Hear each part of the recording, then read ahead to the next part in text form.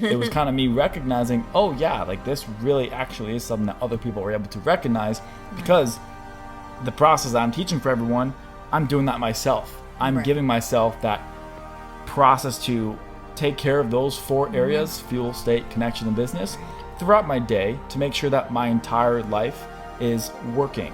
And I'm constantly looking at how I can continue to elevate each of those areas, instead of just working out or just making money or just being present at home. Like, think about the guy that is like, oh, I'm a great husband because I spend all this time with my wife, but hey, you can't pay the mortgage or put food on the table. Exactly. Or if someone were to come in the house, you'd go run away because you're scared that this guy, some tough guy is coming into my house, he's gonna hurt us. That's not attractive to any woman. I don't care what woman it is. Hi, and welcome to the Courtney Turner podcast. I'm your host, Courtney, and I'm super passionate about moving and thinking. On this show, we are going to dive into all things health, fitness, personal development, lifestyle, and political, sociocultural. I've always been fascinated by people, and I love learning from the experiences and stories of others. This has been a treat for me, and I hope this is enjoyable and useful for you. As always, if you have any questions, comments, or any way that I can make this a better experience for you, please don't hesitate to reach out. Welcome to the Courtney Turner podcast. I am here today with Ken Conklin. Howdy ho. He has his company, Gravel to Castle. So Ken, tell me a little bit about how you got started with this and what made you decide to move into it. Yeah, so Gravel to Castle is essentially a belief system and daily game of human optimization designed specifically for businessmen. And what the hell does that mean? It's essentially a daily process for showing up in your life, being able to look at the facts of where you're at in your life, and be able to balance all those areas that most people struggle with balancing, especially businessmen, which are your health, your mental state and happiness, business, but then also your relationships. Maybe someone's married or they have kids or they just want to be close with their family. Those are all areas that I've always struggled with, especially in the past 5 years of being in business. And my background is in marketing, but I realized that I would always have challenges progressing in business or just anything I was really working towards because I didn't have a way to mold all those or put all those together at the same time. So that's when I decided, hey, I'm going to pivot from doing this marketing for small businesses and instead start finding out how to make my life work. But then at the same time, all right, great. When I find out that this works for me and I try it with a couple of different guys, great. I'm going to start incorporating this into what it is I do for a living as a service. And then, there's been a lot of change in the past 5 years, but I love what we're focusing on now. So what wasn't working for you? Like what you said you were feeling like you were struggling with this. It was something that was a personal struggle for you, and that's part of why you started this. You were kind of using yourself as a guinea pig. Well, maybe let's see if I can figure out what a better path for me would be, and then I could work with others, which is great. You're kind of taking what was like your challenge and figuring out how to help others through it. But what wasn't working, and how did you know it wasn't working? Totally. So I think my biggest struggle from age 18 until about 21. He's only 23, by the way. Very impressive. I'm already 23. Time flies, right? Yeah. And it's interesting. I don't always. A lot of people think I'm older, like maybe in their late 20s or like 30s. Sure. And so when it comes to people my age, people think I'm older. Right. And so there's always that kind of disconnect in the beginning until they get to know me and whatnot. Sure. And then also I maybe tell them, no, I'm like you're the same age as you. But then at the same time, I work with a lot of older men. And so I don't want them having that, idea that, okay, this guy's only 23. How can he help me? And I get that it's a valid point. Right. So I try to not hide that, but not necessarily make it obvious right away until I've gotten to know them and had that conversation. But no, your question of what I was kind of struggling with. Yeah. I had a handful of events from, I'd say like age 18 and 19 that just like everyone else, are challenges. I had a grandfather pass away. And I had some issues with my family life at home with my dad. I ended up getting kicked out of the house because there was just a crazy dynamic for a little bit. And then a couple other things. One was like a breakup. But I struggled with being able to have that emotional intelligence, or at least maturity, of being able to have things that may not be things that we all want to have happen to us or for us, however you want to phrase that. It took me a long time to be able to get over things. And so I was very held on, like holding on to things from the past that were not serving me. And that would show up in my day-to-day life. For example, my motivations from age 18 to say 22 were really, I want to prove these certain people wrong, whether it's my stepmom or certain people from the past. And it was very unhealthy. And I recognize that now, and that's totally shifted in the past year, where I've done a lot of work on myself, understood, okay, what actually drives me? First off, what do I want in my life? I think there's Most people don't know. But then why do you think they don't know that? Well, a lot of people don't really know themselves very well. So I think that's a huge part of it. If you don't know who you are, if you don't know what drives you, if you don't know what makes you happy, and I could go into a much longer, because there's happiness, there's joy, there's fulfillment. They're all very different. But a lot of people don't even know what makes them happy, which is kind of a more simple thing. So, do you think there's a solution for that? Because I have found that in my life. I'm curious to hear what it is that you think is. Is the solution? Like you said, that people don't really know themselves. Yeah, a lot of people don't. I believe that one of the reasons for that is because they don't take the time to actually find out who they are. Yeah. And what that basically means in my mind is they don't take the time to look at, okay, what drives me? What are the things that I want? And take themselves out of their current environment, whether it's their family, their friends, or their team in business. Well, I think a lot of people start externally, and this makes sense. You just look at evolution of like child development. A lot of you learn so much about yourself through learning the world around you. Yeah. But the problem is that a lot of people don't then reflect inwards. So now they've spent so much time studying the world around them, and they try and figure out how they fit into the world around them, whatever that environment may be for them. And then they don't take the time to reflect inwards and see, how do I fit into the world, my own, and find out who they are. So, yeah. Yeah, and so my clientele for Gravel to Castle is primarily middle-aged businessmen. And mostly these are guys, just like anyone that's in business, right? They're kind of taking that stand for, hey, I want to design my life this way. I'm going to create my life this way, right? Right. And so when it comes to, like, what do I want? I think you have to take that time to actually assess what that is. Right. But then at the same time, you can design your life the way you want to. And same with business. There's a lot of people that are in business doing things that maybe they don't like doing, and maybe they're really not fulfilled with, but it makes them a lot of money. And so there's that balance of, there's also plenty of people that love what they do, but don't make any money. Right. So it certainly is important to decide, like, what do you value most. But also I think that can be kind of a negative thing, where if you think you have to make that decision of it's one or the other, then now you're putting yourself in a mental state of, all right, I can't have both. I have to choose. And then you just find out, well, what's the better option?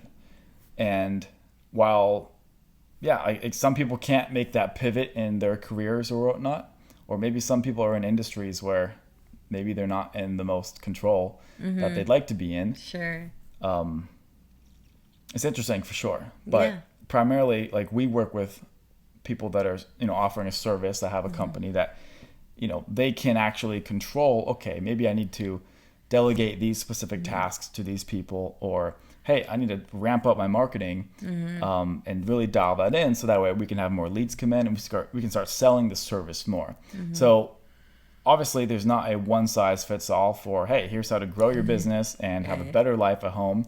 But we take a comprehensive approach, and for the people that kind of align with what we specifically stand for and kind of what we believe, such as, hey, you're in control of your life. I can hire or fire these people that maybe they're not working, or hey, I'm ready to make that leap forward and start building a team. It's an awesome place to be in, and that's something that you can control, which is cool. So when you said that, like things weren't working, what did you have, like a bottom, like they also often call it, like, I hit rock bottom. Did you have like an experience where you were like, okay, I need a change in my life. Like, this is not working out and I need to find a new system? Yeah. I mean, I've had plenty of, it's interesting. My life, and again, I consider myself to be like, in terms of the adult world, 5 years old, right? Where there's plenty of life that I still have yet to live to be able to talk from experience to a certain extent. However, yeah, all of us do. And you're young, so I hope so. Yeah, but when I was 18, I went through a handful of things that were really difficult for me. But then at the same time, really about 9 months ago,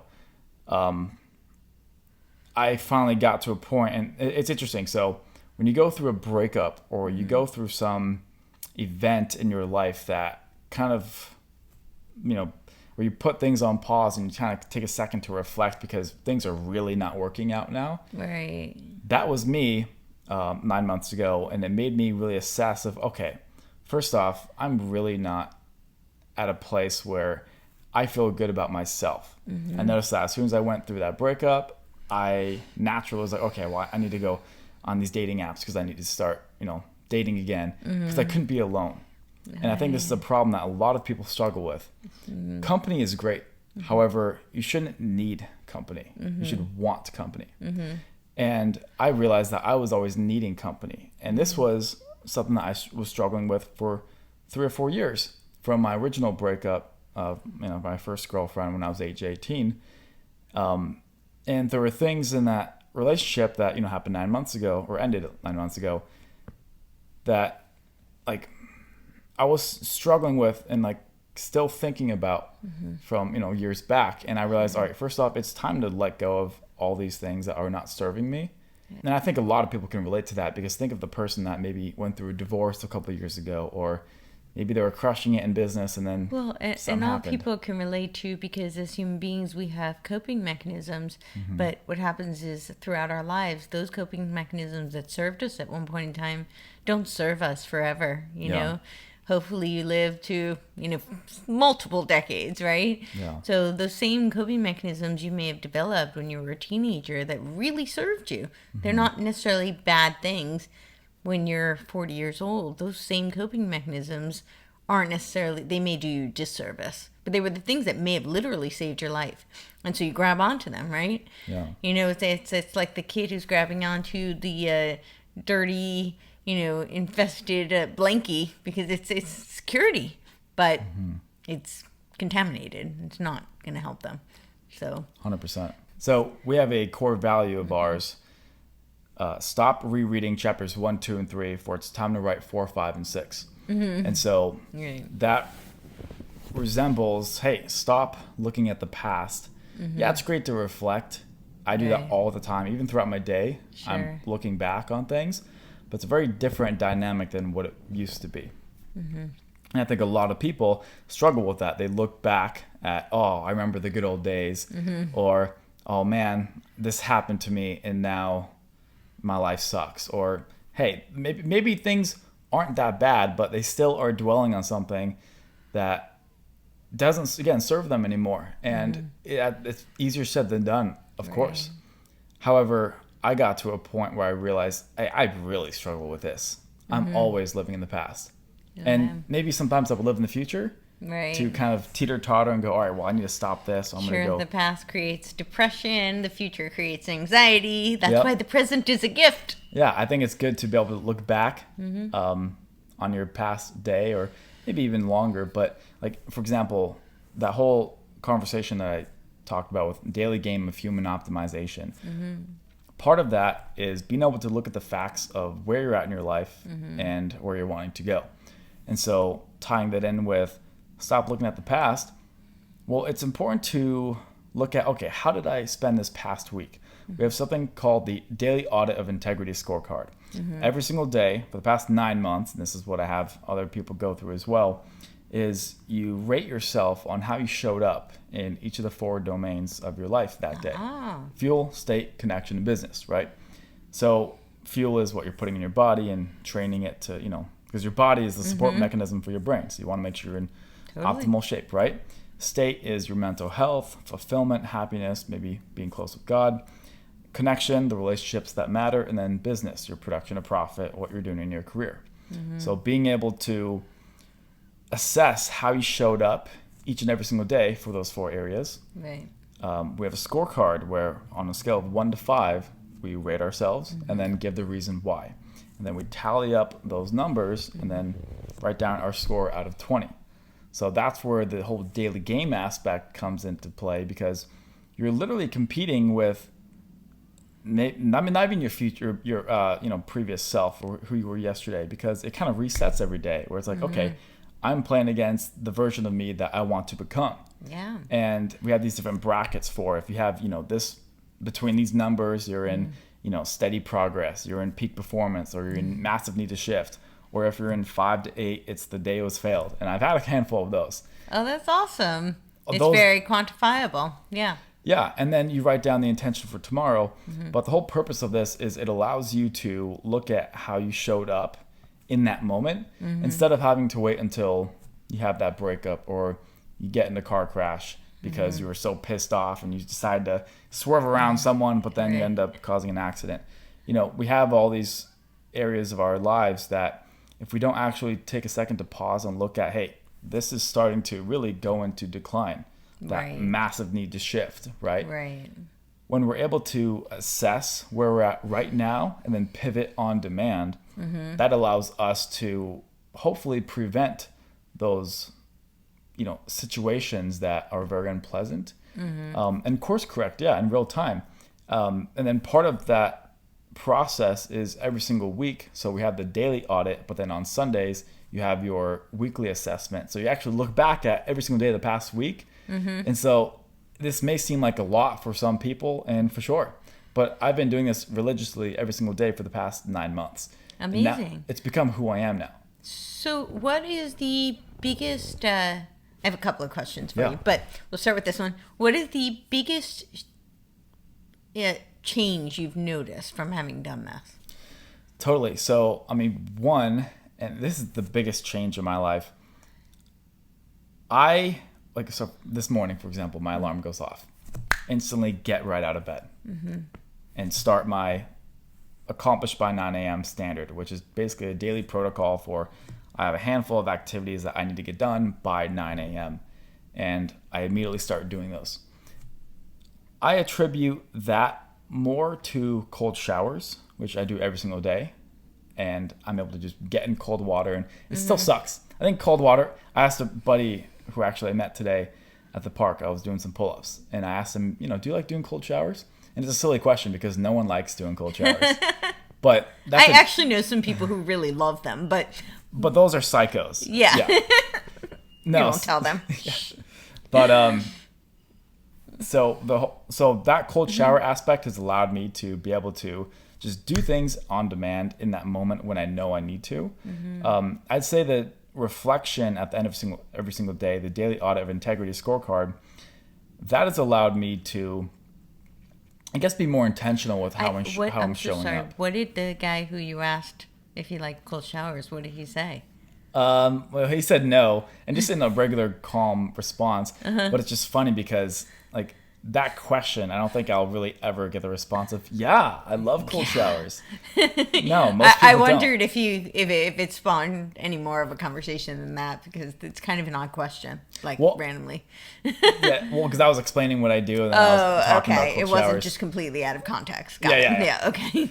I don't just go around asking people, hey, start taking cold showers. Do you like cold showers? I mean, it would be really interesting, kind of like it'd be a good conversation starter, but if you don't have a way to tie that into a point, it might be a little random. Totally, yeah. But no, so I'd say that daily audit of integrity scorecard, that has allowed me to be able to assess again where I'm at in my life, which, I explain is the whole purpose. But in terms of impact on my life, I just feel more calm and at peace. And I feel, it's become a part of me. Like I have to assess how I'm showing up in my life. And yes, that has allowed me to, like on Sundays when I look back and go, okay, great. My goal is to put on 20 pounds of muscle. And I'm working out, but I noticed that I gave myself a 3 in the past, 5 days because I wrote down I'm not getting enough calories in me. Great. In that moment, you might go, okay, today, this is where I messed up. But if you're able to look back to, say, for example, the past week and see a pattern, then I can go, okay, this is going to keep recurring unless I actually make a conscious decision to change how I'm operating and showing up now. So I'm going to make sure that this next week, I have a bigger focus on, hey, get those 2 extra meals in me throughout that day. And that's what it has done for me. And I think you can really pinpoint where you're falling short or what's not working. Yeah. Whereas if you hadn't taken that audit, you could say, okay, I didn't reach my goal, and you might have some guesses, but here you're really able to get kind of almost like a graph of what's going on, and you can zero in on it. So. And that's the thing. Some people can say, hey, my life's working exactly how I want it to. There's plenty of people at different ends of the spectrum where maybe business is doing great, maybe marriage is great, maybe they have one area that's really falling and slipping, or maybe they have all the areas that are really working. Most people don't have that situation, but if they do, okay, great, your life's working. However, most people, even if they're making a lot of money, or they have a good marriage, or they have a decent body, most of the people that I talk to, they want more. They want something better.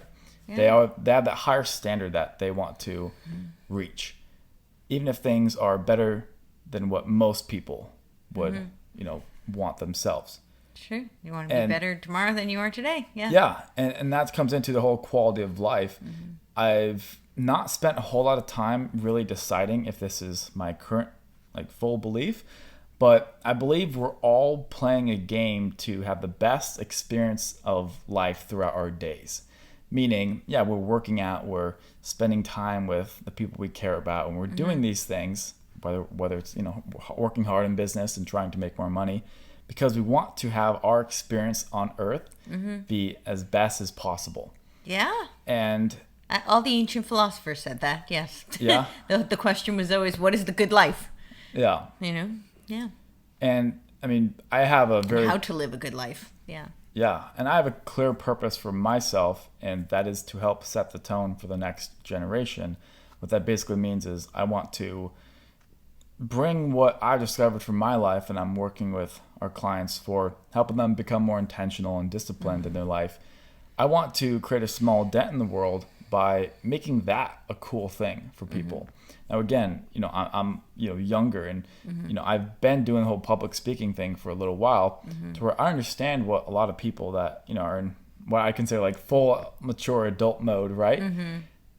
I'm realizing I can still relate to the people my age or people that are younger, and I can bring these things to them and hopefully have that shift of helping set that tone by making the things that I'm doing with these older gentlemen cool for the 17 or 18-year-old kid.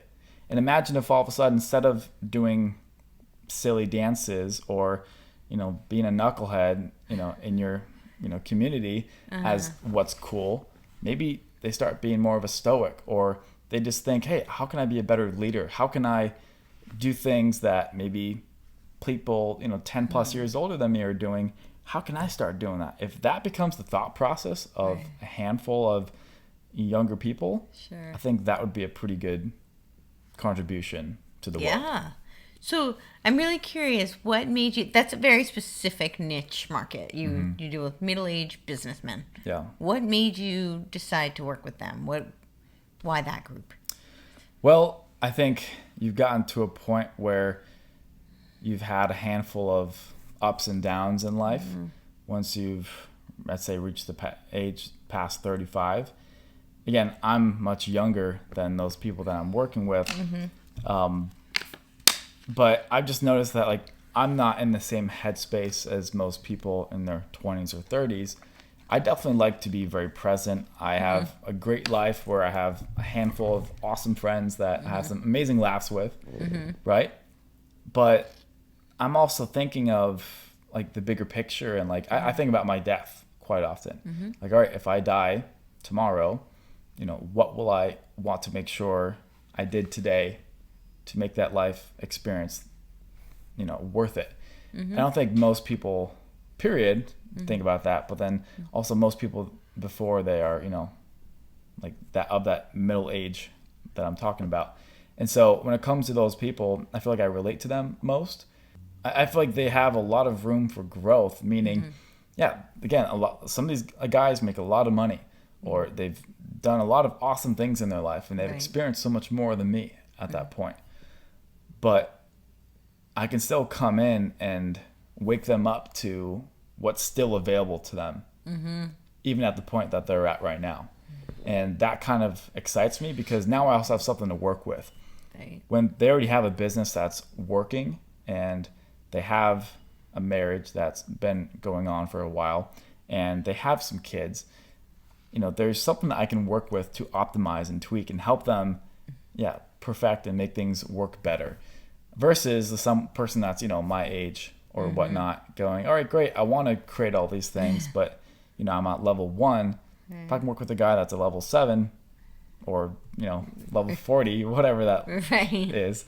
Yeah, it's just more for me to be able to create in their life for a bigger impact. And I'm curious, it's specifically men, not women. Yeah. Yeah. So if I had this question recently too, I've worked with plenty of, like, again, my background is in small businesses, but then also public speakers. Yeah. So I've worked with a handful of awesome women that are, the boss babes of the world, and I love it.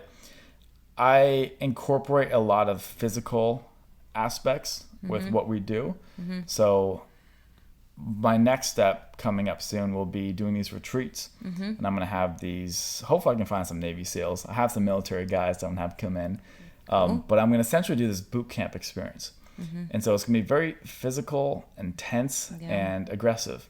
Any woman that wants to experience that is more than welcome to do so. However, I know that I'm speaking to the people that are going to really resonate with, like my message is very tailored. Because I just... Are you saying there's actually a difference between men and women? No, I'm saying more... I think there's definitely a difference in the sense of most women don't want to be yelled at. That seems to be a taboo thing to say these days. So, but, I think most women don't want to be yelled at and crawling through the mud. No, I agree with you. Yeah. I absolutely agree with you. I acknowledge that there are differences. But for the badass woman, not that you have to be, wanting to do that to be badass, but for the people that want to experience that, I'm more than welcome to that. Yeah, sure. Very inclusive. I really appreciate that you're doing this with men, and especially that you're incorporating this whole physical training and because I think that we are in an age where, our culture has decided that men are toxic. The term toxic masculinity. And what I personally feel is really toxic is really this lack of masculinity. I think that has plagued our culture. And I think everybody loses, to be really honest. I think that the up-and-coming generation of men who don't have men to look up to lose. I think the women who don't have men who are protectors, providers, leaders, I think that we certainly lose. And I think the children, the daughters, the son, both sons and daughters, it's really just everybody. So I'm really curious your thoughts on that. Yeah.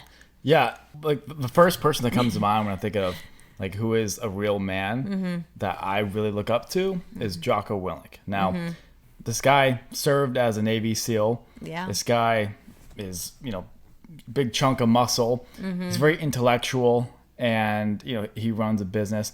That doesn't mean a man has to be all those qualifications, right? Sure. But when I do think of, all right, who is, like, what makes a man, I'm thinking of someone who does have the ability to defend his family if he's in that scenario. Meaning you don't have to be some muscular guy, but you should be a guy that can move around and take care of his family, right? there comes that aspect of, being able to step up and be a leader in your family or your community. Someone who is able to take a stand for what he believes in, despite it maybe not being popular.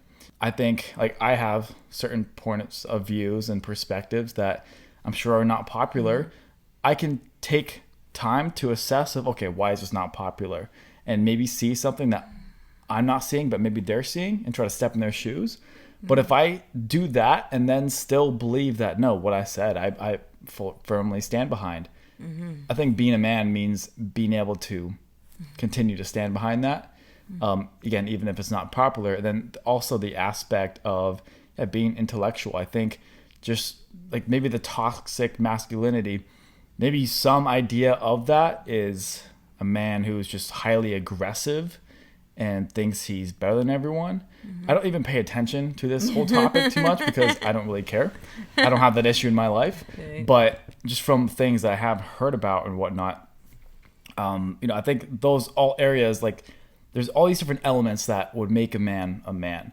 Everyone can have their own perspective, which is awesome. I just know that in my life and what I teach and work with these businessmen on are, yes, you need to be someone who's in shape. And just because you're at this point in your life where your body is not as capable as it was maybe 20 years ago, that doesn't mean you can just slack off and not train it. Like, you can still make stuff happen based on with what you're able to do.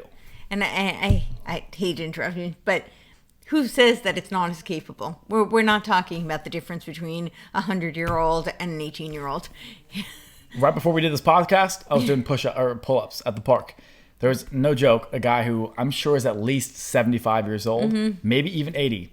He literally came to the park and started doing some pull-ups. Yeah, and me and totally. This guy that I met at the park were literally talking about that. Like, I want to be the guy that when I'm old, I'm still coming to the park and able to, show off and do this cool stuff with my body, because I don't expect anything less just because I've reached a certain age in my life. That guy, to me, is a man. I don't know him. I don't know his scenario and his family life or whatnot. I just know that, okay, there's one element that I think is important for men, and he's training his body. Cool. There's that check box at least checked off. Right. Yeah. No, I think that's awesome. And I think it is really important that men have that they have a place where they can be given tools to become better men, and that they're not encouraged to, I think before we hop back on, I was talking about how, not every man is an alpha male, and not every male has to be, but to strip men of their masculinity is truly toxic to society. They are men and they need to be encouraged to be men. And I think that young men need to have men they can look up to, whether it's their fathers, role models in their society and their, in their proximity. And just as figures that they look up to. And the same thing for women. Women need those men to marry, to be the fathers of their children. Daughters need to know what kind of men are good role models for them to know who they can marry, and to know what to expect of men. And I think that because we are not allowing men to be men, and we are not giving them those kind of tools and that environment to nurture that everybody really just suffers. And so all this to say that I think, whether you realize it or not, it is really important. It's a really important group to be working with. Yeah, I know that for me as a man, in order for me to be at peace and say, for like, I was talking to my mom about a week ago, and she made the comment of, "Wow, you're so calm now," and it's interesting hearing that, because I know the reason for that is because I now have dialed in my outlet to unleash my rage, my frustration. I like when I was talking about when I go to the park and I work out, I am in like kind of killer mode. Like I'm kind of in my psycho mode, but I'm putting that towards a very healthy place of I'm going to kill this pull-up bar. I'm not not this person that I'm so frustrated with because they just cut me off and I haven't been unleashing that rage. So now we're at the point I'm going to go run him off the road and then go to jail, and all of a sudden I caused some bad issue, and now I'm dealing with those consequences. It's important for men that have maybe all that testosterone to be able to release it in a healthy way. Exactly. That's part of that process. And because my mom made that comment, it was kind of me recognizing, oh yeah, like this really actually is something that other people were able to recognize, because the process that I'm teaching for everyone, I'm doing that myself. I'm giving myself that process to take care of those 4 areas, fuel, state, connection, and business, throughout my day, to make sure that my entire life is working. And I'm constantly looking at how I can continue to elevate each of those areas. Instead of just working out or just making money or just being balance. present at home. Like, think about the guy that is like, oh, I'm a great husband because I spend all this time with my wife. But, hey, you can't pay the mortgage. Yeah. Or put food on the table. Exactly. Or if someone were to come in the house, you'd go run away because you're scared that this guy, some tough guy is coming into my house. He's going to hurt us. That's not attractive to any woman. I don't care what woman it is. Right.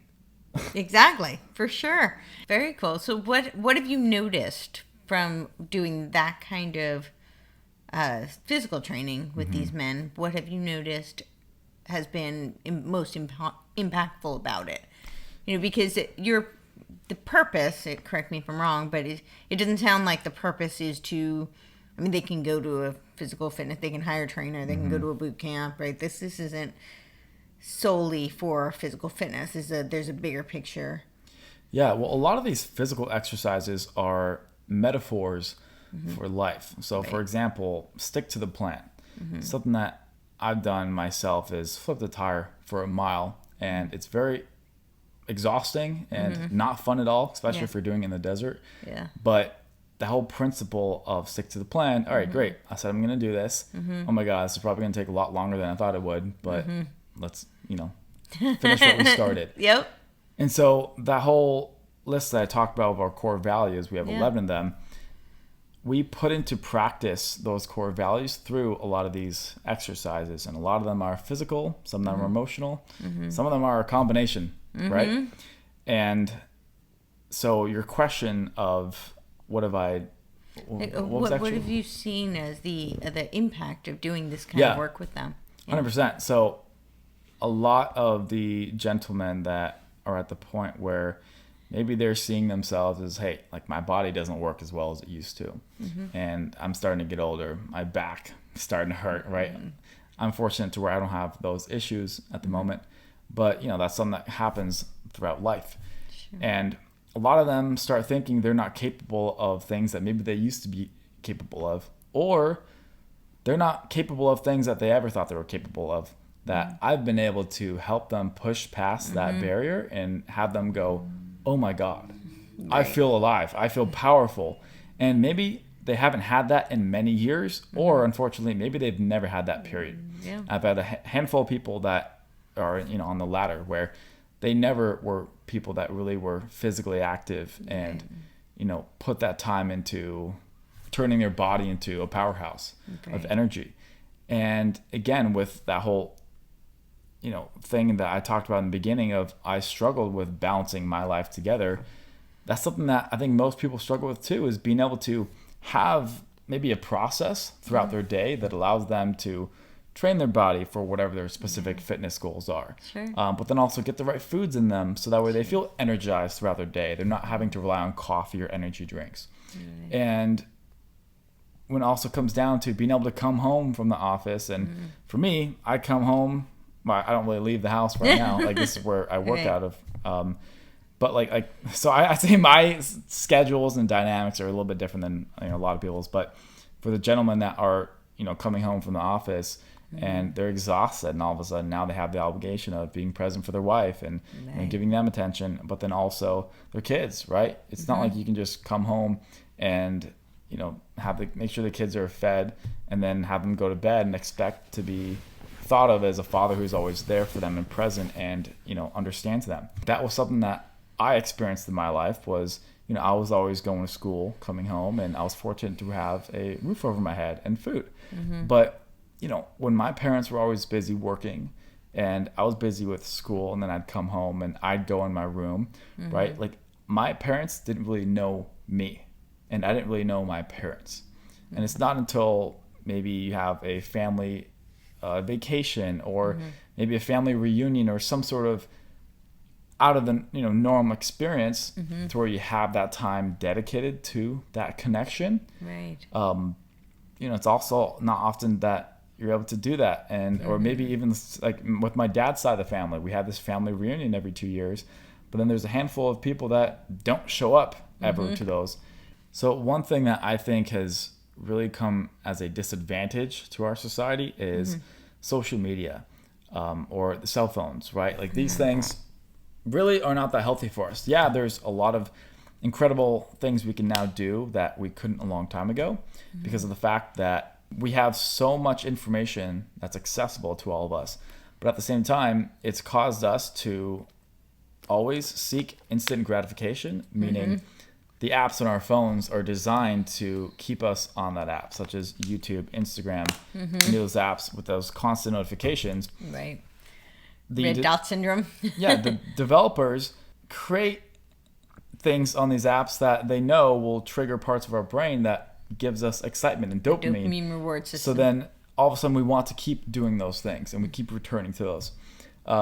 But that not only takes away from the human side of now we're on our phones rather than being present in conversation, it also has caused a lot of anxiety and I'd say depression in my life. I'm not speaking for everyone, but I noticed that, hey, I became a heck of a lot happier when I stopped checking this thing and I started to recognize how this thing really was not healthy for me. And I started to take time to actually get to know myself. At the beginning of this podcast, you mentioned how most people don't know themselves. And I believe the reason for that is because most people don't take the time to actually ask themselves these questions. And that's why I realized in my own life, I had to take a step back. So that's what that 9-month, kind of time period has been of really honing in on what do I actually want to be doing that's different than the marketing that I really wasn't that passionate about. Right. But then two, this process of getting to know oneself, I was researching a ton of different videos online and going through a lot of programs. I've worked with a lot of coaches. And so I've been fortunate enough to, again, like work in that public speaker industry. I've gotten to know a lot of awesome, talented, incredible people who've helped me throughout the years. And I've kind of gained these different tools and then just thrown them in a bucket, right? I'd use it for a little bit, but like, oh, this will come in handy one day. But then it's just in the bucket. Finally, I took the time to go, all right, you know what? Let's design a tool belt that can hold all the tools that I actually need to access.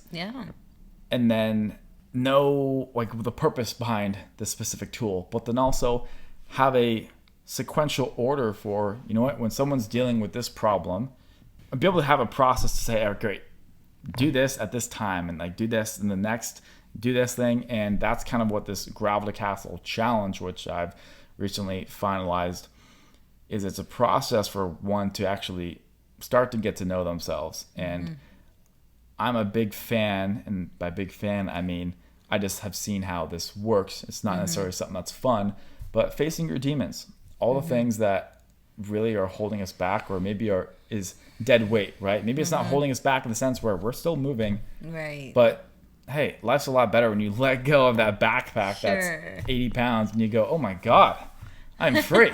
I can move around now.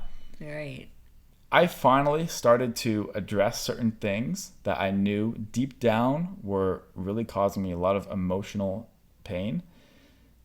And that's what this kind of 9-month time period has. And so when it came to you asking that question of, how have you noticed a certain change and impact in your life from doing that daily audit of integrity scorecard, it's really not one specific tool or exercise that has a big drastic transformation, but rather the combination of all these different things that I do throughout my day or throughout my month that have really impacted how I view myself, my life, and the world around me.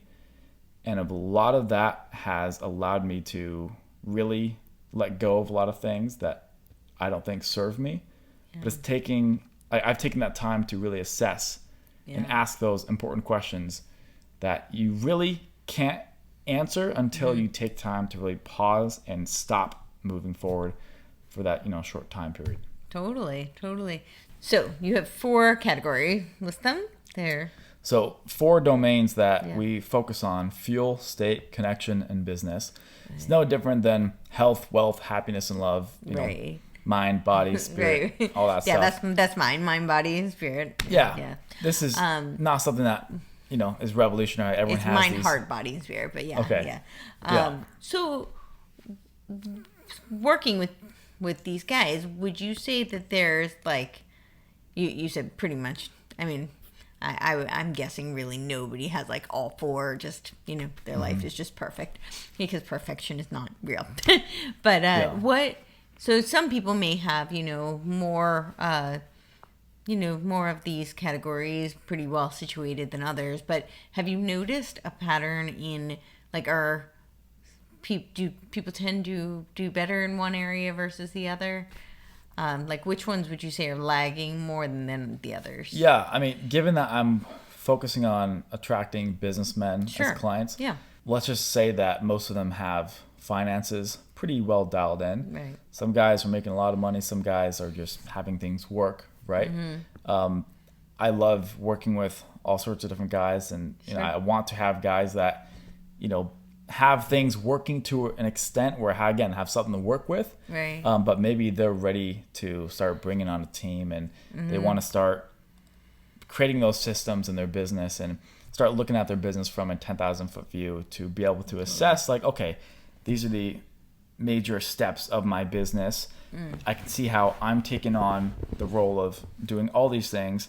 Maybe I can start small by just getting some help with this. I'm going to hire a guy to just do sales or marketing or whatever it is, fulfillment. Right. So there's that aspect. And actually your original question of, what is the thing that they're mostly struggling with. So I say the business aspect is the least thing. There's a lot of guys that are still in great shape when they're older, especially living in California. I mean, most people are in shape. It's interesting. I don't really see too many obese people, especially in Los Angeles. Yeah. No. Right? LA, New York is, You go back to Arizona, it's a different story. Really? Interesting. Yeah. Not as big of a difference as I'm sure maybe somewhere in...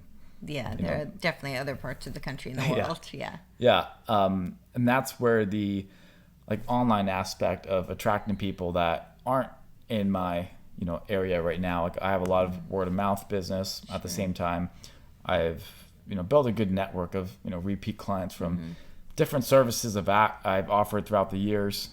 I can let them know, hey, I have this new thing I'm doing. I want you to, be part of this. Right. That comes in with always having a great service that you're offering, or at least taking care of your clients. Right. That's something that we also teach with the business aspect of, all right, how can you make sure that you have repeat clients so that way, you don't have to always rely on getting new clients. That's something that I think is really important that any, business owner can take away from this conversation. Making the rest of your life work stems from, hey, you making more time. A lot of gentlemen are very busy when they have their business that they're working on from whatever hours throughout the day, and then they come home, right? Part of being able to have that flexibility and at least energy and time to focus on, all right, great, why don't you start spending more time with your kids? Or, hey, why don't you start giving your wife some more attention because you're so distant now? That can oftentimes be caused from problems in business. So it's not really the financial aspect, but more so creating more time, creating more leverage and whatnot. So that's really important. I think it's important to have more of that CEO view of yourself, even when you're not at that point where maybe you have employees. Because again, there's some guys that have big teams. There's some guys that just are self-employed, but they're running a business, right?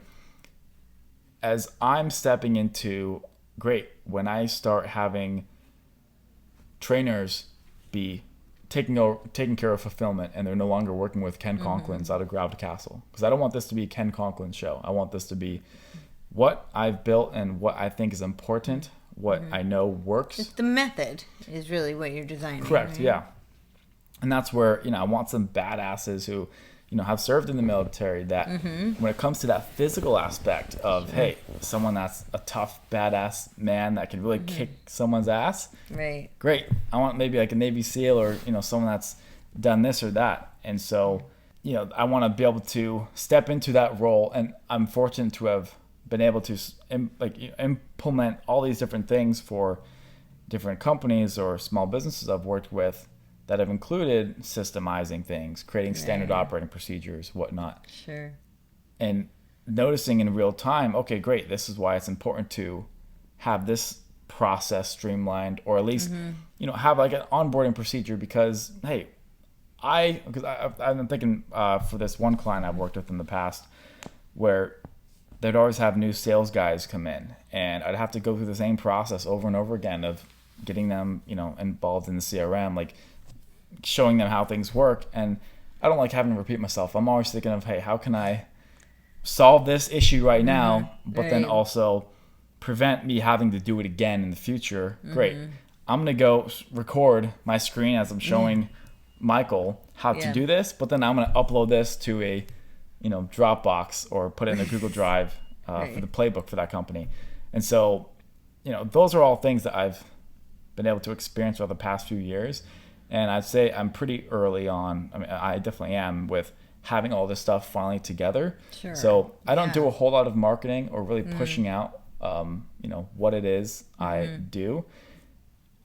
If you do your research, such as go on our YouTube channel or on any of the social media points or our website, I communicate, what we're all about. But I really want to make sure that before I start really pushing Gravel to Castle and going all in on marketing, I want to have more case studies than anyone can really imagine, in the sense of, I want to be able to know that I have a process that is bulletproof and so incredibly dialed in, to where I know that the people that deal with these specific struggles and pain points and that resonate with our message, I can go, hey, this is guaranteed to work if you do the work. And I'm at that point where I'm very close to being able to, say that, because I've had a handful of people, even with that challenge I mentioned that I recently created, I have a handful of people going through this right now, and I'm working out those kinks. That's great. And, I'm going through it myself at the same time. Sure. And I'm excited to finally, be at that point where it's like, all right, great. Every whole world, listen up. I have this thing, and it's gonna be fun. So you said that definitely most of these guys are doing very well in the financial category.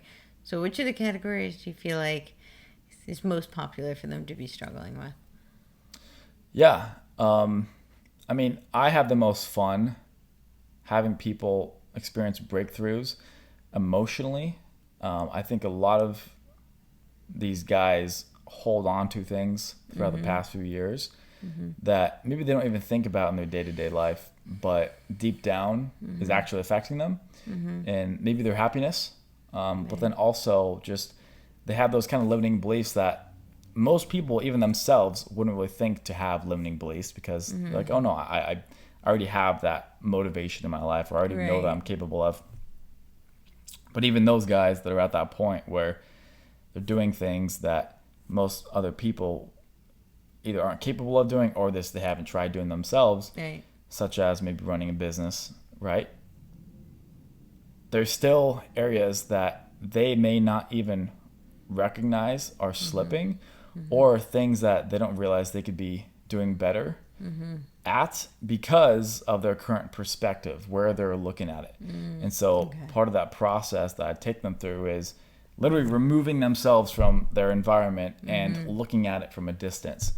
And that comes in plenty of different shapes and forms, but a lot of it is that reflection through these different exercises that, so for example, I don't want to actually spoil it too much, but one of the ones that I talk about and is quite popular amongst the people that have just looked into Gravel Castle a little bit, is the cemetery exercise, where I have them go to a cemetery and set a timer for 15 minutes, and then pretend that when that 15 minutes go up, they're gonna die, and they write a letter to someone that they care about, and they have that 15 minutes to literally write down whatever it is that comes to mind.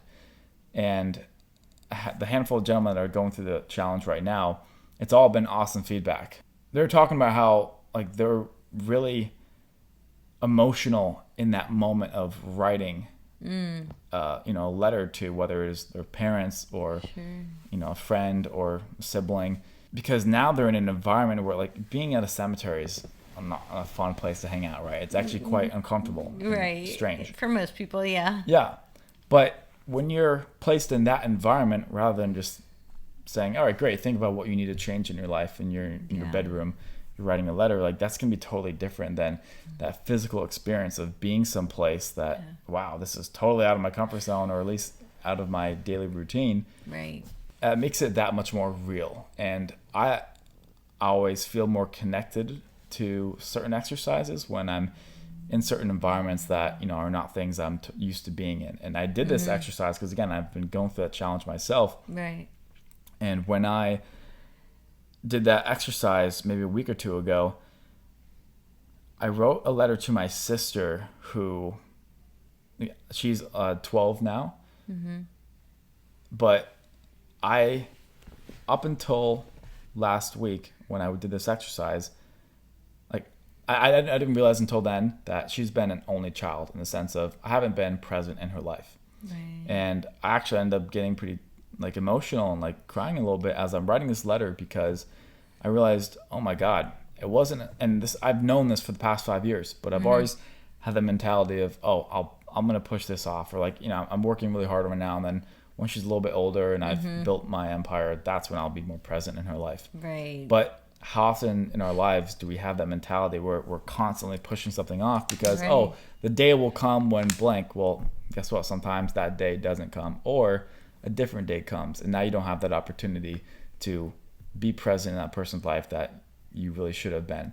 And so like that exercise alone, I all of a sudden called my sister and shared this letter with her that was like uncomfortable for me to say. You know, I was getting emotional just talking about it, but all of a sudden I was doing something that I normally would not have thought about doing. Yeah. And it's a very positive thing. It's a very good thing, because it's had me make a decision to show up differently for this important area of my life. Absolutely. Yeah. I'm also offering that environment for them to finally have that conversation. Right. And then my goal in having that conversation is to get them more used to having that. So that way they can start, again, feeling more free and powerful throughout their life, because now they're not waiting until something's built up and now they're full of rage, or they're completely broken down at rock bottom because they ignored all these different signs throughout the past few years. Right. I want to be able to have them look at where things went wrong in the past, change their relationship with those experiences, and at the same time look at patterns for, hey, what could be coming up that you don't want to happen, but is very close and nearby because of how, like, you're heading straight towards this. There's a cliff literally a mile ahead and you're going 90 and you don't have your foot on the brake.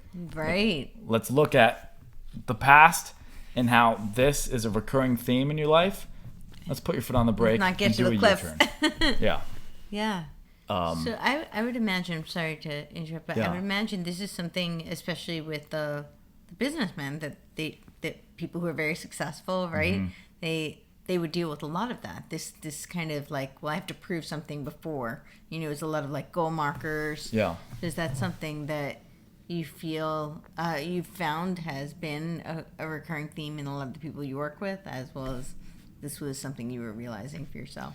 Yeah, totally. And I mean, this comes in with like, what is success, right? I've been around a lot of very wealthy people. Sure. And seen parts of their lives where I'm going, hey, even if they have this, like, this is not worth it to me.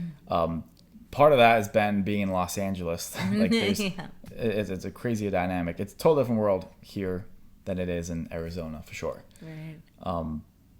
But yeah, regarding that question, you know, I've realized that to be able to pull from a motivation of inspiration and excitement from the future, rather than either desperation or frustration. Excitement's an awesome thing, because that's when life is beautiful. And I'm not always at that mentality of I'm pulling from excitement, right? There's times where we all have different things happen throughout our, you know, week, and then we have these different emotions that come up, and then sometimes that can kind of put our motivation down a little bit, or maybe we get excited and now we're like amped up or whatever.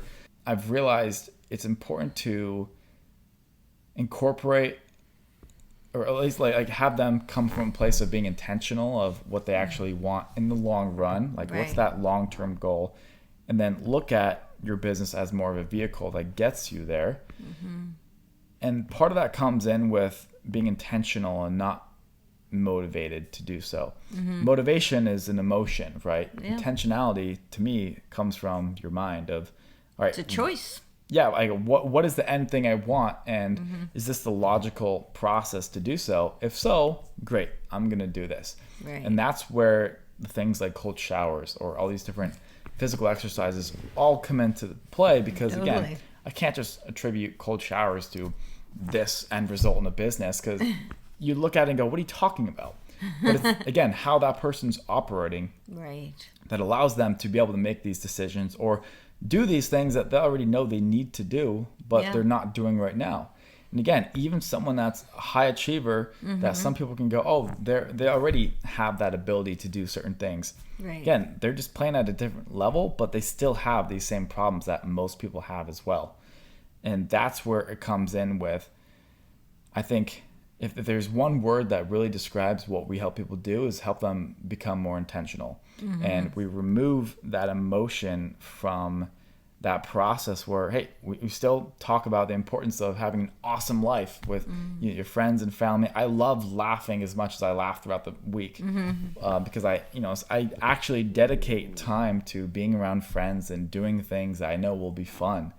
But when it comes to the discipline aspect of doing specific workouts, like today, I felt like a machine in my workout, meaning sometimes I'm like actually enjoying workouts. Today, I didn't really have that enjoyment, at least going through my mind. I wasn't miserable, but I'm not even thinking about really being present. I'm more just thinking, okay, this needs to be done. Boom, pull the trigger, go do it. And a lot of the things that I've done throughout the past few months have really morphed me into this person who is able to kind of just do things that I know, all right, this already aligns with what I want and my values and who I want to be in the world. So that's out of the picture. That's what comes in with that pausing time period of really assessing, right? But then once you've taken that time to find out what it is you want and make sure it aligns with your soul, then you take the time to think logically and come up with that process to execute that plan of action. And when you come from a place of looking at it from a 10,000 foot view and you realize this does make sense, this is a good plan to execute, great. Remove that emotion from, needing to be motivated or having certain things not work that then take away from your ability and capacity to go get back to work or go to plan B or adapt and try different processes to make that next step forward. To be able to come from that place of operating, I think is very powerful, and I want to teach this to as many people as possible, because it really has a big impact. Because now, like, again, it's that whole conversation of human optimization. It's not about being a machine that just is programmed to work and come home, right? But it's also not about just being happy and enjoying every single moment. There's times where we have to buckle down and do things that maybe we don't get so excited to do. But that's where it comes in with the whole work-life balance and what you really value at the end of the day. Yeah, absolutely. It's definitely about values. I'm curious, you said if you were to sum one word, it's really about intentionality. Do you feel that we have a loss of intentionality kind of as a society, or as a, why is that something that people are struggling? I guess two-part. Do you think people are struggling with it, and why? Yeah. I mean, I don't really know if I can come from a place of loss of intentionality, because frankly, I don't know what it was like before. I can do research, and I love watching documentaries and learning about history. I'm at a point in my life where I actually want to study like as many religions as possible, study as many different cultures, and just understand history and like why people operate certain ways. Like what are the biggest mistakes or biggest events that have happened throughout, the world that I can learn lessons from. Totally. However, I don't really know what it was actually like living back then, whatever that time period is. Right. I just know that from what I used to value when I was 18 or what I thought was cool, right? Like Hollywood, for example. This is where I can talk about experience. I was so intrigued by fancy lifestyles, and I thought that was like what I really wanted. And I'm fortunate to where I have a solid setup in my life right now. But like I also am ready, and by ready I mean I actively do this. I remove myself from comfort and good lifestyles to go live in the woods for a little bit, or say, for example, go back and live with my dad for a few months because I wanted to completely reset and come back to that kind of level 1 mentality where you think from a different place, right? It's all about changing your perspective. It's important. And I think most people are not intentional because they don't operate from a place of logic. They are reactive, meaning they're emotional and they get triggered, so something happens. I'm not claiming I'm some perfect guy who's able to not react to certain things. You're human. I have very strong control over my mind. And I'm able to assess very quickly what is happening or what situation I'm in, and be able to decide what is the appropriate way to respond to what just happened, right? Based on what I want. Say, for example, I really go to bars, but if I'm at a bar and have someone bump into me, or I'm having a conversation with a nice woman, and all of a sudden that ends up being some guy's girlfriend, right? Whatever scenario that really I wouldn't find myself in, but it could happen. Sure. I can try to be this tough guy that, you just pushed me? Well, you're going to get in the fight now, motherfucker. Okay, great. I can have that ego aspect come in and be reactive and go, I need to prove something. Or I can go, hey, I don't know this person, and I know the consequence of me reacting this certain way would possibly lead to this result. Hey, I have a lot of things going for me. I know what I want in my life. There's no reason to end up in a jail cell. So I'm just going to walk away.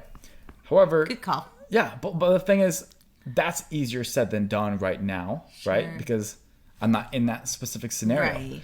But a lot of these exercises that I've done to have resolved issues that I was dealing with emotionally, such as maybe a breakup or being depressed or not being happy with where I was in certain areas of my life, that has allowed me to now have more control and stability in those environments, because a lot of what we do is place these businessmen in these chaotic situations, right?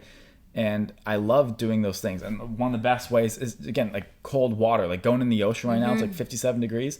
That's not that cold, but a few months back I was in that's pretty cold for water. Well, I was in Flagstaff, Arizona, where the lake was actually frozen. And so I went into the water and I went in for 2 minutes, and I'm just, it's funny, calmly, in the sense of... Well, you mean the top part was frozen. The water wasn't frozen. Oh, yeah. Yeah. I don't know how I'd get in that water. Yeah.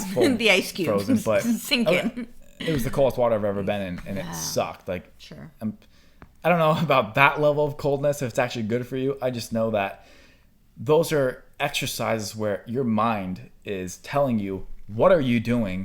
Get out. Because survival. Absolutely. Yes. Survival But instincts. to be in that specific state of survival, right?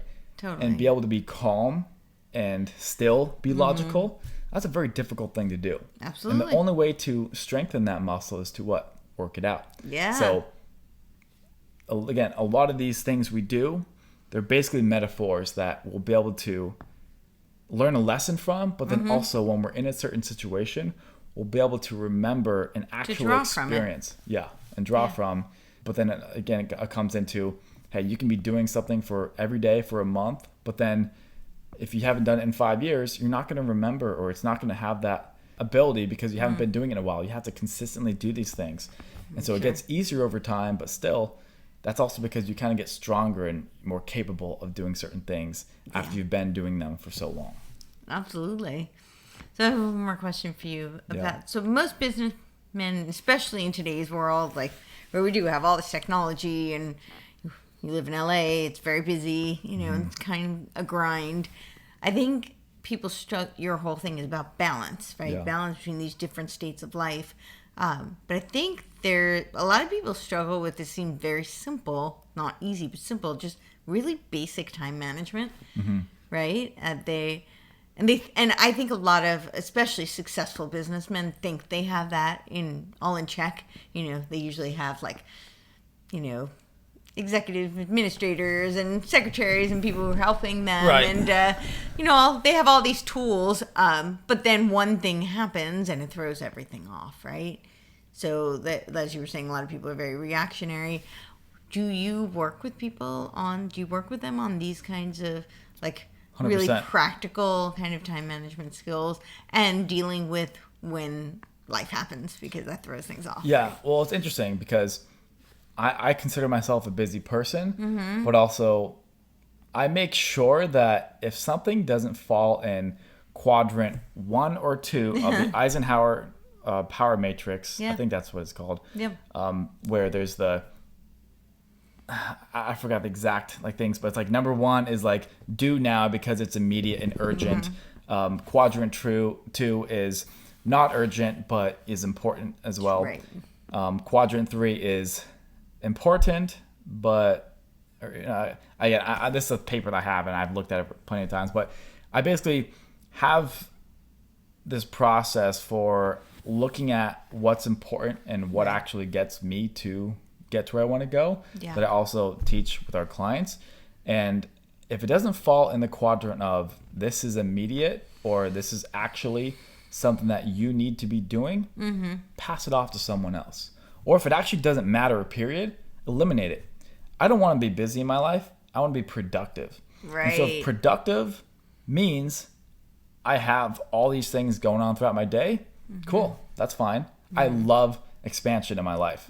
I love progressing and getting closer to where I want to be. I'm at that point in my life where that's pretty much my entire life. Yeah. Besides the time where I'm dedicating complete disconnect because I don't want to burn out. So many people are busy but not productive. I had this worksheet. So there's that quadrant that I didn't invent. I just came across it and I thought it was an awesome tool. But then I have this thing called the Time Wasters Exposed document. And I just did this recently where you're literally writing down every single thing you do throughout your day. Ooh. And then writing the level of importance from 1 to 10. And so this literally exposes you to what you're doing throughout your day.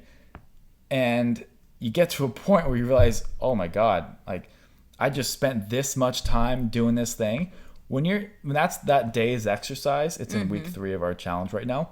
I was the most productive ever on that day because in the moment I'm thinking, okay, I need to make sure that I'm actually still working right now because I don't want to write down in that document that I spent this much time wasting it on blank, blank, blank.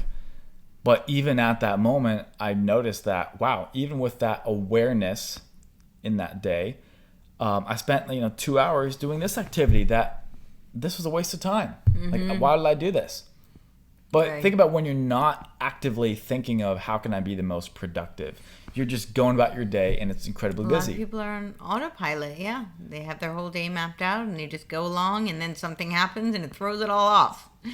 No offense to anyone watching this, but that's not a good life to me, of just being busy. Yeah.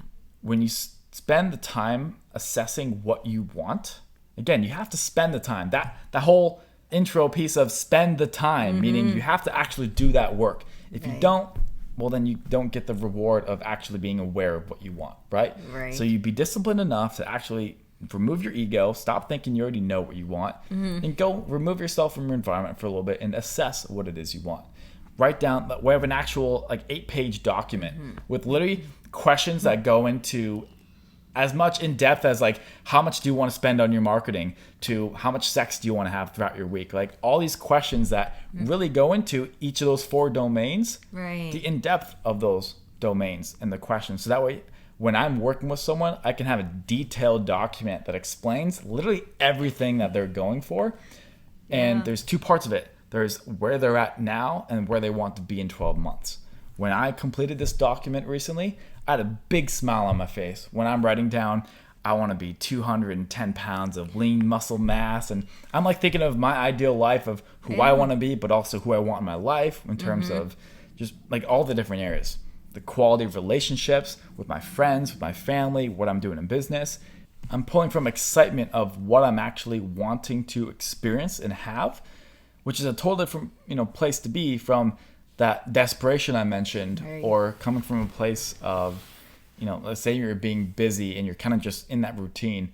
You can actually stop, have that time period to really get your future coordinates dialed in. That's literally what that document is called, uncovering your lies and pinpointing your future coordinates. I love because it. you're uncovering the facts of, all right, what is your body fat percentage? What do you see when you look in the mirror? What did you produce in business last year? What was your profit margin? What does it cost for you to acquire a customer?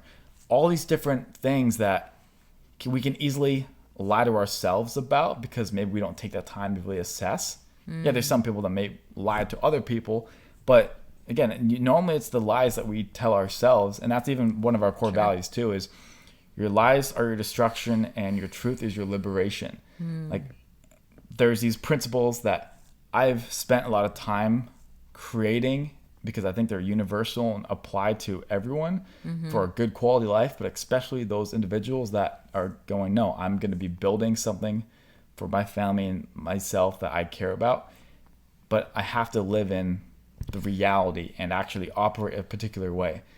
That's what all of this, as Gravel to Castle as a whole, does, is it enables that, process. Right. That's awesome. So I have 2 questions for you. One, where did you get your name, Gravel to Castle? And then 2 is, who are your biggest inspirations? I guess 2-part question in, life in general, but also for your method and for your company.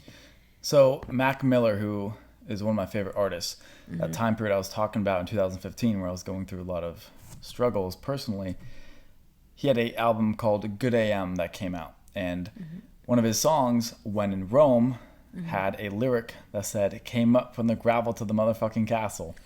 And that always stuck with me. And so when I was coming up with a name for my marketing business back in 2016, I thought, oh, Gravel to Castle sounds pretty cool. A nice tribute to the man who helped me get out of that, hard time in my life. Sure. So that's where the name came from. Inspirations, in real life, I'd say Jocko Willick and David Goggins are 2 men who, Awesome. Again, they were both Navy SEALs, so that's one thing. But they have a lot of respect. Like, they have an audience of people that love listening to them. I'm one of them. Yeah. And they don't showcase them having made a successful business and whatnot. They're talking about principles of discipline and doing hard things. Jocko's all about do deadlifts and show up as a humble leader and whatnot. David Goggins is talking about do hard shit and push past your boundaries and your limits and whatnot. And I think that's awesome because those are 2 people that I love watching, and they embody these principles of being humble and being disciplined and doing hard work. All these things I think are so important that I align with as well. But then at the same time, even fictional characters, I think it's awesome being able to watch a movie and take away certain elements that maybe this person's not real, but it doesn't matter. You can still look at them as if they're an actual role model in the real world. Yeah. Those people are Bruce Wayne from Batman Begins. That's the first half of that movie. The movie, period, is amazing, but the first half of that process of becoming Batman is amazing, and I've taken a lot of inspiration from that. At the same time, Spider-Man 2, Tobey Maguire, when he's Peter Parker, Spider-Man 2 is all about a bunch of shit not working out for Peter Parker. Especially, have you seen that movie? Yes. Okay, so do you remember when Mary Jane tells him she no longer wants to be with him? She ends up marrying that one guy, and all of a sudden Harry Osborn Harry Osborn's mad at Parker for not turning Spider-Man into him so he could kill him. So all of a sudden he's having all these things happen to him. Then he loses his power, and then he starts to live a normal life again. Right. And he finds a calling to go back to being Spider-Man and save the day. And he realizes, hey, I'm gonna have to make sacrifices for this purpose. of mine and this skill set and thing I've been gifted with. Yeah, it may seem cool to the outside world, but the reality is there's a lot of pains and struggles that maybe they don't understand. Right. That kind of symbolizes what I do with businessmen. Is a lot of people may think, oh, just because you run a business and maybe you have this aspect, your life must be great. But the reality is a lot of the guys I work with, they're going through things that most people will never understand. The stress of having to come up with payroll, right? Coming home from the office and having to then put on husband mode. And not that you should actually have different modes and versions of yourself, but the reality is, all right, now your job is no longer manage your team. Now it's be present for the family.